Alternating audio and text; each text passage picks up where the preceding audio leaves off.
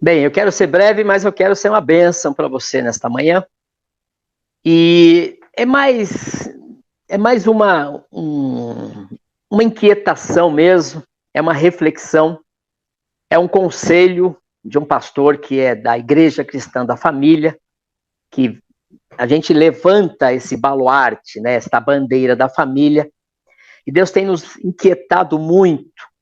Então são conselhos, reflexões que a gente precisa fazer num momento tão difícil. Veja bem, eu tenho uma coisa comigo que eu gosto das crianças. Se você estiver comigo conversando na igreja, por exemplo, e uma criança me cutucar para eu correr atrás dela e brincar com ela, você já era, você ficou esquecido, eu deixo você falando sozinho e vou correr no meio das cadeiras e fazer cócegas. Eu gosto de criança, no sentido de estar fazendo cócegas e olhando no olho e brincando. É o meu jeito, eu gosto muito. E da mesma maneira, semelhantemente, em outros lugares também. Aqui em casa é assim, com os meus filhos até hoje. E eu tenho um sobrinho que semana passada, então desde ele pequenininho, eu brinco com ele, da mesma maneira como eu brinco com as pessoas, as crianças da igreja. Semana passada, a gente estava no aniversário da minha mãe, e ele estava lá, e eu fui, né, na mesma pegada. Quando ele me vê, ele já fica, né, assim, o que esse cara vai fazer comigo? Mas, enfim, só que eu fui vencido. Infelizmente, foi uma derrota para mim, porque ele estava com celular, e eu fazia cócega, como sempre e ele firme lá com as duas mãos no celular. E aí eu perdi a graça, porque ele, né, durão lá, com o celular na mão, ninguém me tira. E eu olhei a telinha, tinha um joguinho, e o joguinho tinha uma moça, né, uma mulher com como se estivesse saindo do banho. Ele tem 6, 7 anos, e ela estava com uma toalha, né, um desenho com uma toalha. E eu falei, mas o que você está vendo aqui? Ele falou, isso aqui não é nada, não sei o que lá. Enfim, aí ele subiu para almoçar e eu falei assim, tentei brincar com ele de novo. Aí ele acabou almoçando e vejam vocês, com as duas mãos no celular. Aí você me pergunta, como é que ele comeu? Então, os pais deram a comida na boca dele, porque ele não largou o celular. Ele tinha que comer alguma coisa. E aí eu alimentando ele e ele olhando para aquele joguinho e eu vou ficando desesperado com isso.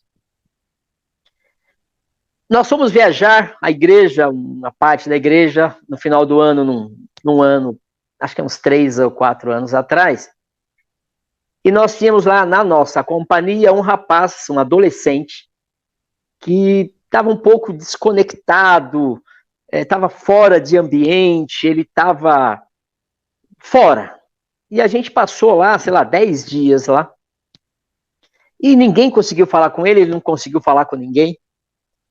Muito bem. E aí, uma hora aquilo me incomodou, eu fui falar com o marido da mãe desse rapaz.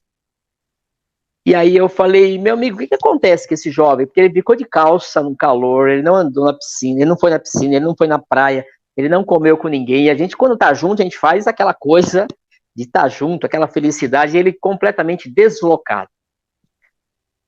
O pai, né, não o pai, mas né, o marido da mãe desse rapaz falou, sabe o que é? É que o pai dele tirou o celular dele.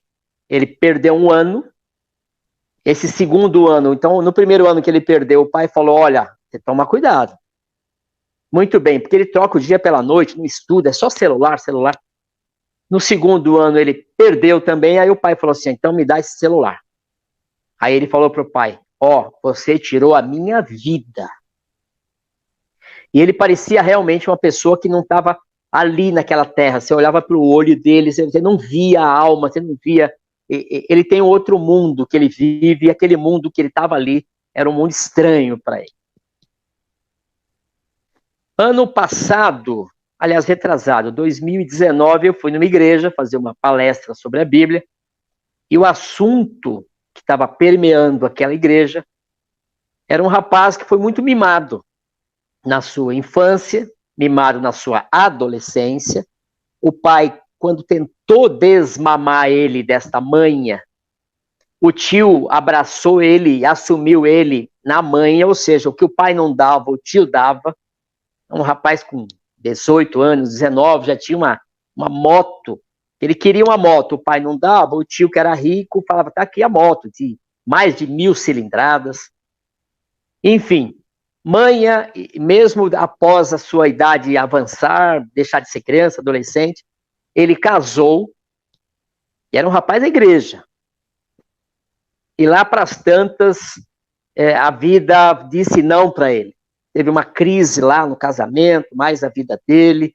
Enfim, a vida disse não para ele. Enquanto o pai dizia não, quando o pai se tocou, o tio não dizia não, mas um dia a vida disse não para esse rapaz. Ele não suportou, não conseguiu ver neste não nada de muito legal. O que ele fez? Ele pegou uma corda e se enforcou. O assunto daquela igreja, uma igreja grande, uma grande mesmo, era por quê? Mas aí o pastor que acompanhava dele disse, olha, ele teve uma vida sem nenhum não.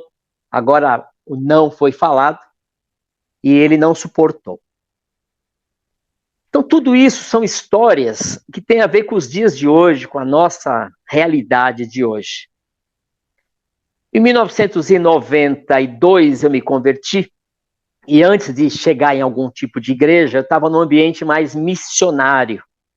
Eu estava na mesa com um missionário chamado Celso, que é o xará do nosso Celso aqui, e ele estava dizendo das palavras proféticas. A palavra profética é uma palavra que não acontece às vezes na hora, mas acontece anos depois. Alguém diz, encontra você no ponto de ônibus, encontra você em algum lugar, e diz, olha, Deus está me dizendo que você vai para a África, Deus está me dizendo que você vai para Moçambique, Deus está me dizendo, e são pessoas muito normais que ouvem isso. Tem gente que é bancário, era bancário, ou gente que trabalhava em metalúrgica, e Deus começa a chamar a pessoa para o ambiente missionário, começa a dar um amor por um país, por um estado, por um tipo de comunidade, enfim, e ele estava me dizendo justamente isso, que ele teve várias palavras antes dele assumir mesmo como missionário. Ele já era missionário, mas era uma pessoa que estava só capturando as palavras de Deus, esperando até Deus agir.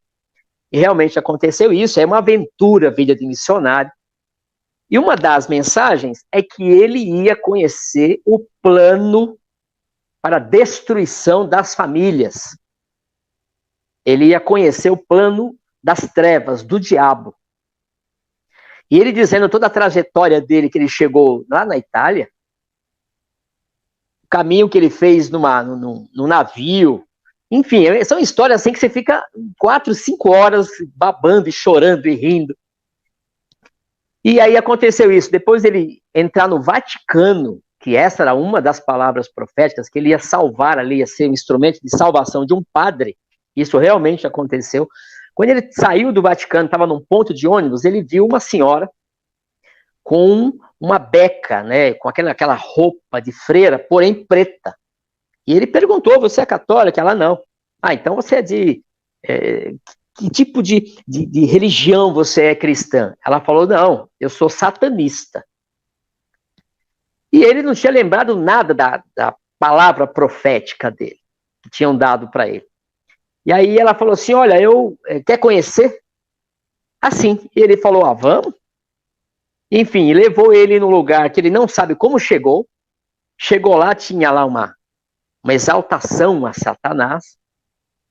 E quando e por acaso ele estava sem comer, né, ele preferiu ficar sem comer, ou esqueceu de comer, aquela correria, tinha que sair do Vaticano rápido para não ser pego, porque até entrar e sair, ele entrou de um jeito miraculoso.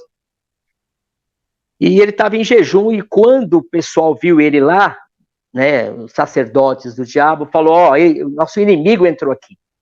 Aí o diabo, né, que estava na voz de um sacerdote, falou, nós não podemos tocá-lo, porque ele está em jejum. Muito bem, aí ele foi levado numa sala e abriu-se um computador, e aí a moça sentou e falou, essa aqui é a estratégia do diabo para os próximos anos. E estava escrito assim: nós vamos atacar as crianças. Muito bem. E aí eu vou para Efésios capítulo 6, verso 12, que diz: pois a nossa luta não é contra os seres humanos, mas contra os poderes e autoridades, contra os dominadores deste mundo em trevas, contra as forças espirituais do mal, nas regiões celestiais. E essa história desse missionário entendendo como é que o diabo tinha uma estratégia, se pega as crianças, você pega as gerações, você compromete um país inteiro, você compromete o reino de Deus, você compromete tudo. Então essa era a estratégia do diabo. E ele, depois disso, ele lembrou que havia uma palavra profética de como o diabo tinha uma estratégia de destruir famílias e o reino de Deus.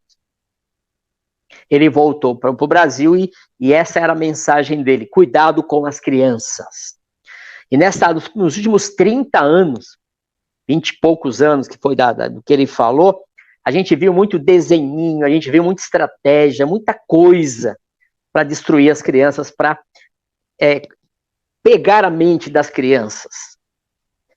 O livro do Êxodo, capítulo 9 a 12, nós temos a descrição das 10 pragas, que o povo tinha ficado 400 anos nas mãos do faraó, da malignidade da época, do sistema que escraviza, e Deus levantou Moisés para tirá-los de lá. E do 9 ao 12, nós temos 10 pragas.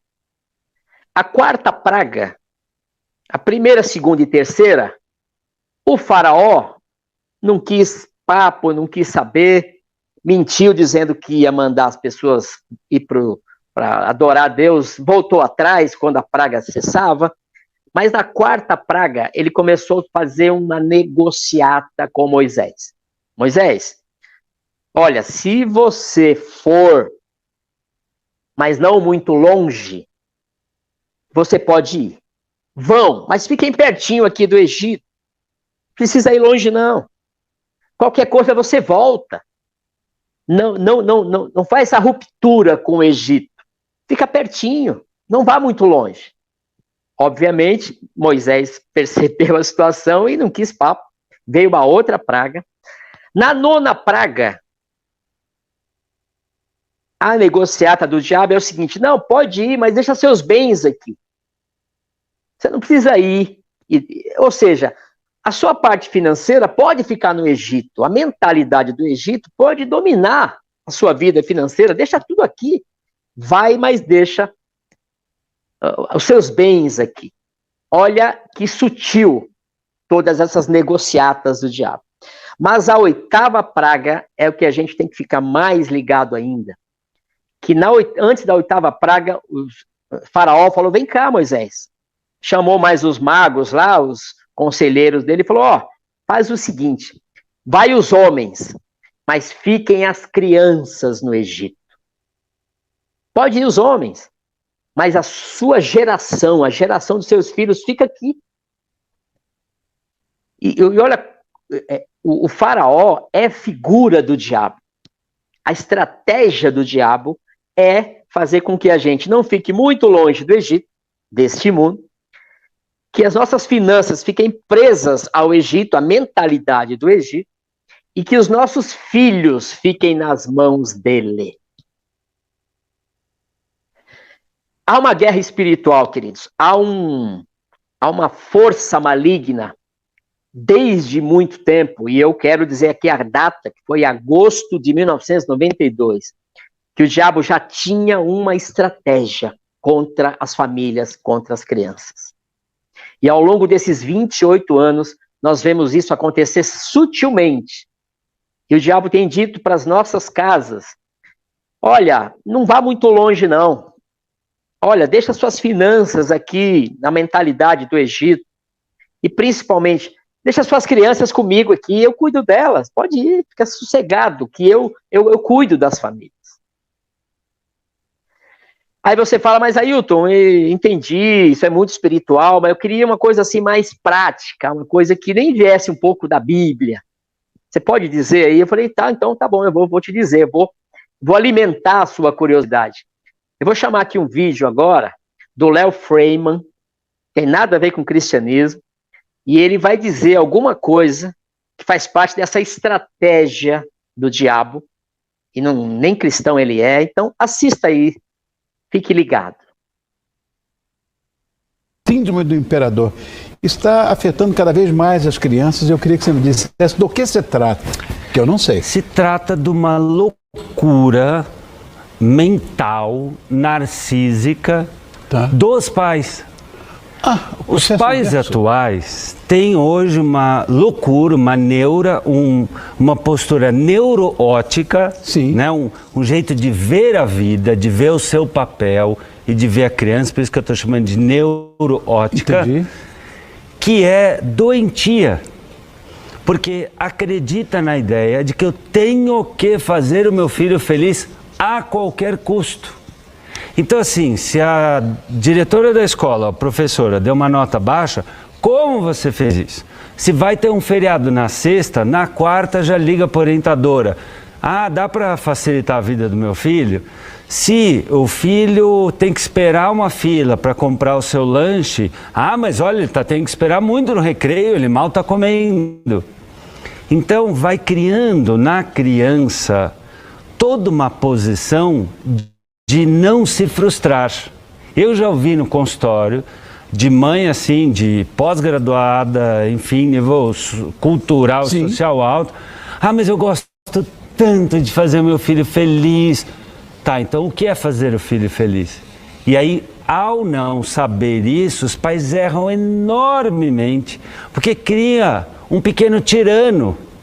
Eu chamo de totem narcísico. Pode olhar, na rede social, os pais não estão mais presentes, é sempre o filho. Então tem dois erros. Eu vou fazer você feliz, o que é impossível. 2, eu não sei o que é felicidade. E aí o pai ou a mãe humilham a criança. Humilham. Porque a hora que eu não te deixo crescer, eu tô te imputando, tô te colocando num papel de babaca, de fraco.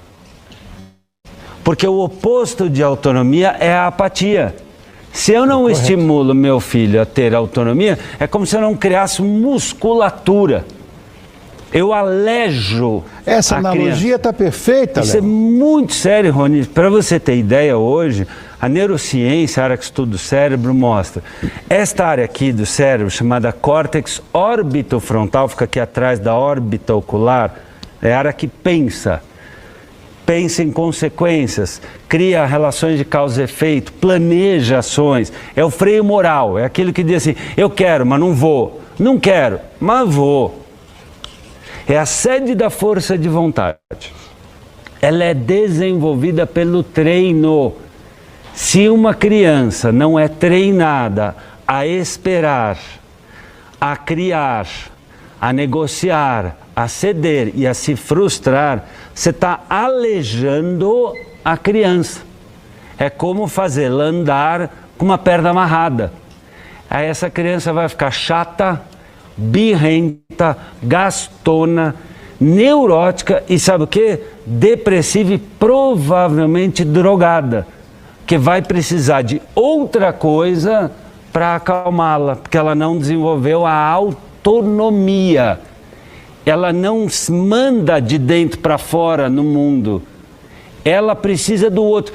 E o tempo todo criançada com tablet, com celular, no carro já tem a tela, o tempo todo a criança é hiperestimulada, ela não se frustra nunca.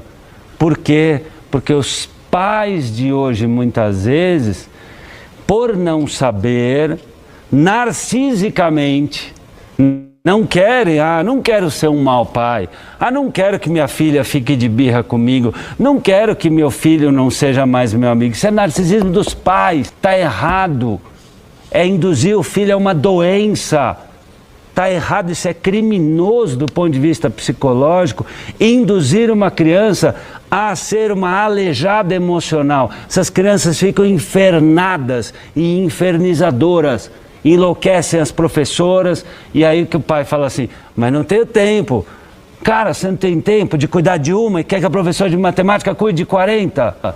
E aí tudo que dá errado na sociedade vira currículo. Aí a escola tem que educar, eu já pago a escola. É o pai que educa. E aí a escola reforça. Inverter isso, Rui. Desculpa que eu me exaltei. Não, mas é isso mesmo, eu estou também exaltado. Eu vejo 5, 6, 7 pessoas no meu consultório todo dia. Quer saber? Metade das crianças e adolescentes que eu atendo no meu consultório e que eu supervisiono colegas tem hoje esse problema. A menina mimadinha, princesinha, imperatriz, mimadinha, que cresceu no buffet infantil chegando carregada. Eu já fui em festa de buffet infantil que a criança chega carregada, com gelo seco, 4 eunucos carregando a criança, trompas, não sei o quê. Olha o meu príncipezinho, meu reizinho, que lindo! Não se sustenta, que parece divertidinho, mas vai drogando a criança, vai viciando a criança. Olha, tem lógica. Em ser atendida. Então, em nome de ter felicidade, cria-se a graça da criança, dos amiguinhos, dos professores, da família. Aí depois vai no psicólogo e fala assim, Léo, meu filho não quer dormir cedo. Eu já atendi, Rony, paciente, olha, você vai achar que é uma maluquice. Com 14 anos, que dormia com a mãe. Aí a mãe fala assim, mas eu não sei o que fazer. Mano, não sabe o que fazer? Fecha a porta do quarto. Mas ele não quer, porque ele fica chateado. E a chateação não faz parte da vida? Se os pais nessa hora começam a, de novo, dar muito presente, mimar demais, fazer tudo que a criança quer, aí o que acontece? A criança começa a perceber que ela manda na casa e aí instala-se a desgraça. Na vida, quando você perde alguns rituais muito sérios de deferência, hierarquia, limites, valores, você cria o caos. E no caos instaura-se a violência e a desgraça. A felicidade do homem é o ritual. Você está bonito assim, com saúde, bacana, tal, porque você tem rituais. Você escova teus dentes, você cuida da tua alimentação, você cuida das tuas relações. A gente só pode ter brilho, isso vale para uma joia, isso vale para uma mentalidade de joia brilhante, quando você tem lapidação. Pois é, meus amigos e minhas amigas, são orientações de um psicoterapeuta familiar que ele fica nervoso de ver os pais. O que a gente percebe é que, não sei se vocês lembram da história do João Hélio, 7/2/2007, 14 anos atrás, um rapaz, na verdade uma criança, foi arrastada no Rio de Janeiro por alguns bandidos que roubaram o carro e andaram por quarteirões com aquela criança para fora do carro, com o cinto preso a ela, e ele foi uma imagem bárbara. A criança sendo arrastada. E hoje, o diabo está arrastando muita criança para a morte, para que ela tenha essa escravização da mente e o congelamento do coração. Porque essas duas coisas vão comprometer, inclusive, a conversão dela mais para frente. Crianças com essa mente comprometida e com o coração gelado vai ter muita dificuldade. E, infelizmente, o que nós temos visto é que essas forças malignas têm usado os pais, inclusive, para favorecer esse plano. O diabo está tocando o seu plano e, infelizmente, muitos pais estão caindo nessa armadilha por não perceberem a luta espiritual que ele entrou. Ao nos convertermos, Nós temos uma luta espiritual. E as crianças, alguém precisa lutar por elas. Elas são inocentes, elas têm a curiosidade à flor da pele, elas têm uma visão de mundo muito, assim, pura. Qualquer coisa entra dentro delas e elas, como uma esponja, vão tendo as histórias delas. E nesta situação da luta espiritual, elas não têm a menor ideia do que está acontecendo, de que há um plano diabólico para destruir o coração, a mente, que está em jogo a salvação dela. Os pais precisam estar na frente da batalha pelas crianças, entendendo espiritualmente o perigo. Nós perdemos uma criança, duas, seu filho, uma geração. Eu sempre olhei crianças não como uma pessoa, assim como uma geração. Líder de jovens, adolescentes, eu falo assim, amigo, quando um líder queria desistir de trabalhar, eu falei, amigo, veja isso como eles são a geração que Deus pôs na tua mão. Os pais têm muita responsabilidade, aliás, toda a responsabilidade espiritual pelos seus filhos. Eu queria chamar a Tati, que a Tati vai nos ajudar também, porque ela foi incomodada com isso, ela e o G. Tati, tudo bem? Bom dia, tudo bem? Conta aí um pouquinho aí sobre todo esse roteiro que eu falei, que Deus tem falado para nós aí algumas semanas. O que aconteceu na sua casa? O que você tem de experiência com tudo isso aí? Foi uma coisa que começou a incomodar um pouco o fato do Matheus ficar no celular. Aquela coisa do tipo, eu tô trabalhando, eu preciso de tranquilidade, eu preciso de sossego. Então o que a gente fazia? Pegava o celular e, toma, Matheus. Porque ele ficava quietinho ali. Só que o comportamento que ele começou a trazer pra gente não estava legal. Ele, na hora de falar, falava agressivo, a gente mandava ele fazer alguma coisa, ele falava que ele não ia fazer, ele estava muito rude, e aí eu comecei a perceber que eram em momentos em que depois que ele estava com o celular assistindo, nem sempre eu conseguia olhar o que ele estava assistindo, porque eu estava trabalhando, o G estava trabalhando, então, né, ele estava quietinho, né? O celular estava fazendo a função que a gente deveria fazer, mesmo trabalhando, tendo que arrumar um tempo para olhar para ele. E aí isso vinha muito agressivo, ele vinha muito rude, às vezes chorando, e aquilo começou a incomodar. Então eu olhei para o G e fiz assim, eu vou tirar e não vou dar mais. De primeiro momento o G olhou para mim e falou assim, mas coitado, ele está acostumado. Eu falei assim, então, nós vamos ter que ter o trabalho de desacostumar. É difícil, não é um processo fácil, porque a gente tem que ter um pouco mais de paciência, o que hoje já não está fácil, porque todo mundo trancado dentro de casa, a paciência ela fica um pouco menor do que deveria, mas os benefícios são melhores. Ele ficou mais calmo, e o Matheus é uma criança hiperativa, com uma energia assim absurda, quem conhece sabe, ele não para. Então, é um processo de muita paciência. Mas a gente tem conseguido. Você substituiu o celular pelo quê? Papel e caneta. Papel e caneta. E a atenção dos pais, não é isso? E a gente divide. Tá trabalhando, senta aqui do lado, e tá do lado, tá trabalhando e desenha, e faz letra, e vamos indo. Acalmou. Tem momentos em que ele pede, eu não vou mentir que ele pede muito. Ontem mesmo a gente deixou assistir um pouquinho, mas ainda assim, o que você está assistindo? Sentado do nosso lado, e se subir algum vídeo que a gente achava que não, e tirava esse não. Mas eu quero, não, é desenho, e punha um desenho, e punha uma coisa lúdica, para a criança mesmo. Porque, querendo ou não, esses vídeos,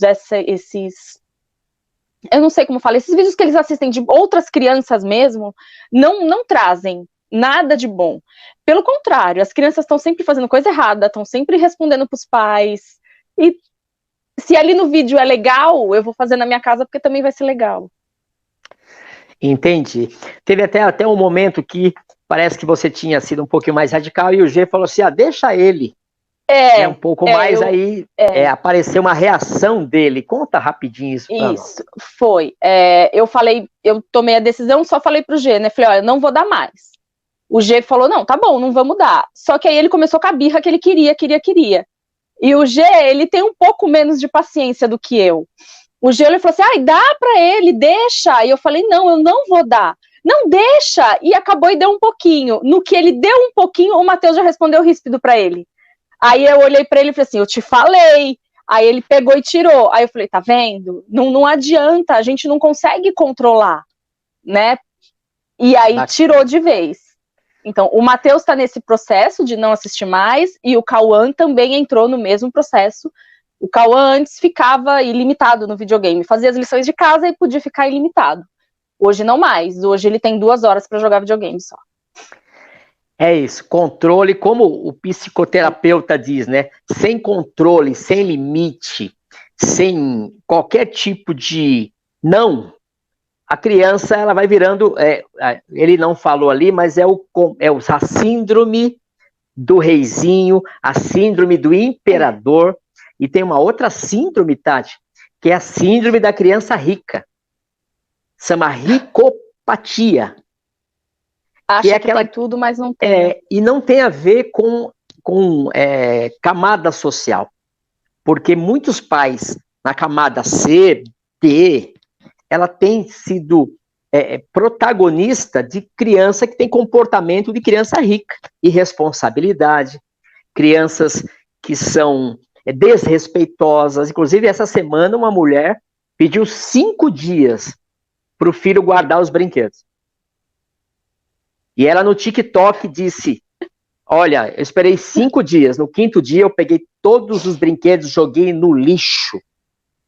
5 dias, eu não espero nem 2 horas. Então, 5 dias dizendo, guarda os brinquedos. Aí ela disse, olha, eu não vou criar um homem desrespeitoso. Foi uma briga na internet, porque alguns disseram, que absurdo, como é que você faz isso com a criança? Olha a mentalidade. E alguns disseram, é isso mesmo. Enfim, olha a frase dela, eu não vou criar um homem desrespeitoso, desobediente. E a gente acha que a autoestima da criança cresce, é o contrário, ela baixa quando você dá tudo para ela. Enfim, são vários problemas sérios. Tati, brigadão, a gente vai continuar aqui, valeu aí, que Deus mantenha a sabedoria Amém. E a decisão firme aí na sua casa. Amém. Vai salvar o seu Estamos filho. Firmes e não voltaremos atrás. Obrigado, viu, querida? Finalizando, nós temos visto que cada vez mais a separação dos pais e os filhos está concreta. Muito cedo, as crianças saem do ambiente pedagógico, família, para entrar numa escolinha, numa creche.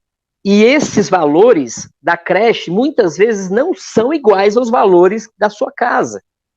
Eu encontrei uma moça na nossa igreja, não Penha, mas outra localidade, que a criança devia ter 6, 7, 8, acho que nem 9 meses. Eu falei, que legal, bacana, sua filha. Ela falou assim, não vejo a hora de trabalhar, acho que mês que vem eu já vou trabalhar. Eu falei, amiga, você tá com um filho de 9 meses?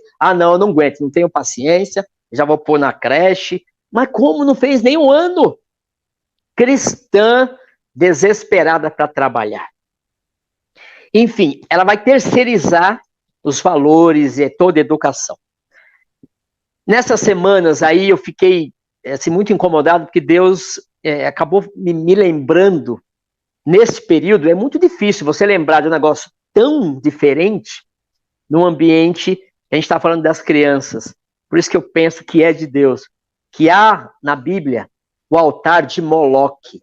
O altar de Moloque é um deus que as nações pagãs adoravam e colocavam crianças para serem sacrificadas a esse altar.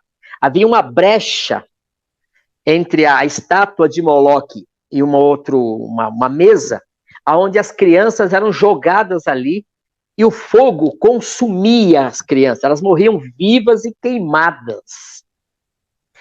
Por isso que Israel era tão repreendido pelos profetas, inclusive Jeremias fala desse altar, Jeremias capítulo 32, que as crianças judaicas estavam sendo sacrificadas num altar que consumia ela. Deus me fez ver isso, tem muita criança no nosso meio que está sendo sacrificada, jogada a um Deus, que pode ser o celular, pode ser o joguinho, pode ser o videogame, pode ser sei lá, o vício da pornografia, não sei, mas está consumindo as crianças. Muitos pais, às vezes inconscientemente, estão sendo instrumentos na mão deste faraó, do diabo, dizendo: deixa os seus filhos comigo. Vão trabalhar, vão ganhar seu dinheiro. A emancipação da mulher, a gente precisa tomar muito cuidado. E essa é uma das coisas que eu queria que a gente tomasse algumas decisões hoje. Primeiro, ore pelos seus filhos. Guerreie por eles. Eu, desde que meus filhos nasceram, eu antes de dormir ia lá e orava, colocava a mão, eles estavam tudo dormindo, nem sabem o que eu orava por eles. E eu orei, até hoje a gente ora. A gente entra na batalha espiritual pelos filhos. A segunda coisa é que a gente precisa repensar as nossas opções, as nossas decisões econômicas. Porque muitas vezes você fala: eu preciso tomar uma decisão de trabalhar, a mãe e o pai, e a criança, com quem fica? Com a babá eletrônica, que antes era a televisão, hoje é o celular. Que decisão é essa? E se você for obrigado a fazer isto, você vai precisar embutir no seu estilo de vida, quando você chegar em casa, um tempo de qualidade, orar por elas, ensinar a Bíblia para elas, porque se você não fizer isso, você vai deixar os seus filhos na mão daquilo que nós chamamos de um sistema de faraó espiritual que nós vivemos hoje. São decisões. Assuma o controle. Esse Léo Freiman, ele fala assim, tem 3 gotinhas de um remédio que não falha para os pais. Eu receito todo pai que vem aqui, que tem esse problema, tem um remédio com 3 gotinhas, que todo pai, quando toma, ele sara na hora. E as 3 gotinhas são vergonha na cara. Precisa assumir o controle. Precisamos ter vergonha na cara e dizer, afinal, quem está no controle disso aqui? Nós vamos entender que nós estamos numa guerra. Essa é uma outra decisão. Então, além de orar pelos nossos filhos, guerrear por eles, repensar as nossas decisões econômicas, assumir o controle, tomar vergonha na cara mesmo, nós precisamos entender que nós estamos numa guerra. Numa guerra onde o diabo não tem parada, ele não tem misericórdia. Se ele puder destruir sua família inteira, ele vai destruir sem pestanejar. Muitas crianças estão sendo arrastadas, como o João Hélio, para a morte. E usando os pais, inclusive. Então, vale muito a pena a gente repensar o Salmo 127:3, que a Bíblia diz que os filhos são herança dele na nossa mão. Sabe o que é isso? Nós somos mordomos daquilo que Deus deixou na nossa mão. A mordomia é assim, eu escolho você para você cuidar daquilo que eu tenho de melhor. Eu vou deixar aí o Mateus, a Mari, eu vou deixar o Cauã, eu vou deixar a Sofia, eu vou deixar a Bibi nas suas mãos, e mais para frente eu venho prestar contas com vocês. Então eu dei o privilégio de você ser uma família que vai cuidar dos meus filhos. Os filhos são meus, não são de vocês. Vocês foram escolhidos, tiveram esse privilégio de eu escolher vocês para cuidar do que eu tenho de mais precioso. Cuide. Esse é o Salmo 127:3. São herança de Deus. Levar, em última análise, essa guerra a sério. Há uma guerra, sim, espiritual, na qual a gente precisa vencer. E há pessoas que estão perdendo filhos para o mundo. Lutar pelos filhos. E isso eu queria agora jogar no seu colo e jogo no meu também, que como Zaqueu, nós temos muitas dívidas para com os nossos filhos. Nós somos devedores dos nossos filhos. Nós precisamos parar e pedir perdão para eles. Porque eles são um livro em branco quando chegam na nossa casa. E a gente está imprimindo o que no coração dessas crianças? E os pais são responsáveis por isso. Precisamos levar muito isso a sério. Somos devedores. A gente trata essa questão de ter filho de qualquer jeito. E não podemos. É uma guerra espiritual arrastando os nossos filhos para a morte. Muito mais que a morte física, a morte espiritual. Eu queria finalizar dizendo o seguinte: a gente tem algumas dúvidas em relação a quem gerou o filho.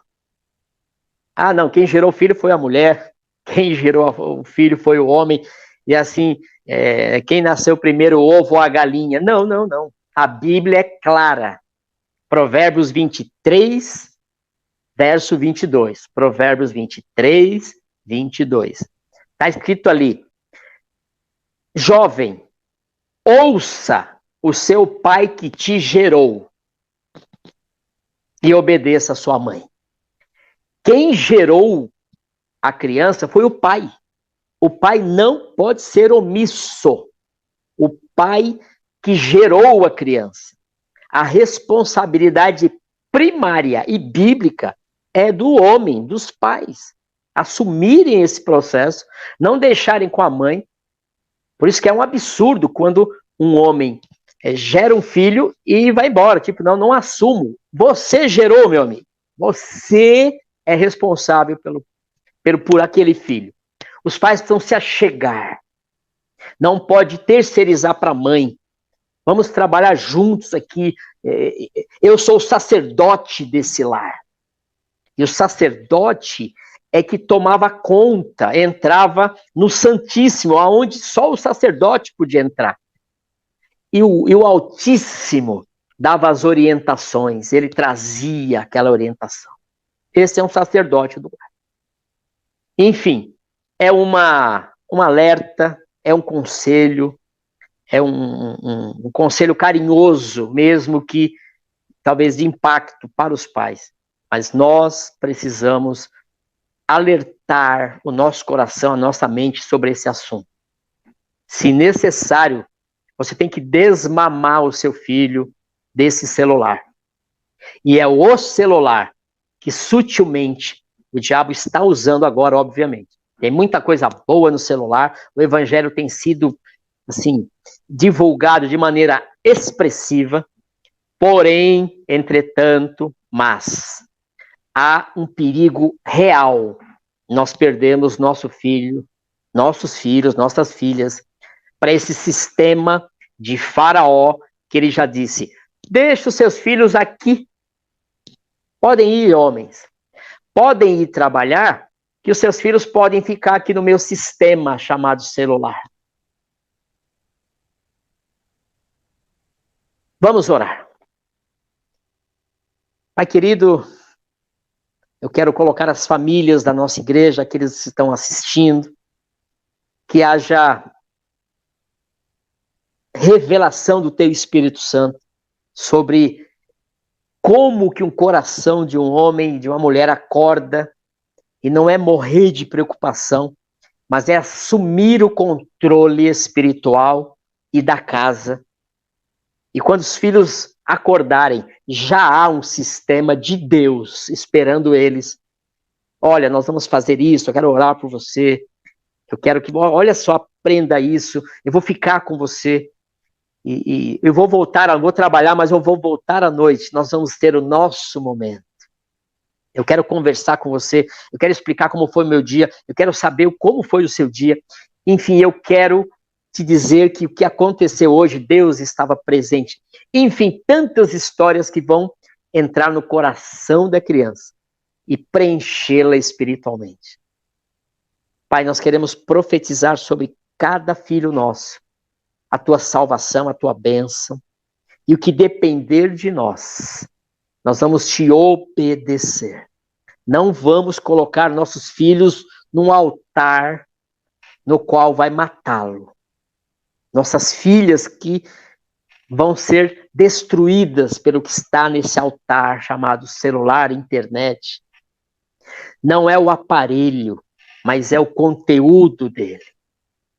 Pai querido, nos dê sabedoria, nos dê graça, nos dê momentos de oração, que todas essas orações que nós temos feito para as outras pessoas possam estar em primeiro lugar, bombardeando o inferno e abençoando nossos filhos e nossas filhas, aqueles que estão hoje e os que virão, os que estão no ventre ainda. Abençoamos todas essas crianças, os pais, para que tomem uma decisão séria em relação à sua casa. O tempo é hoje. O tempo não é amanhã, o tempo é hoje, é esse domingo, é a decisão, é o tempo que se chama hoje. Amanhã pode ser tarde demais.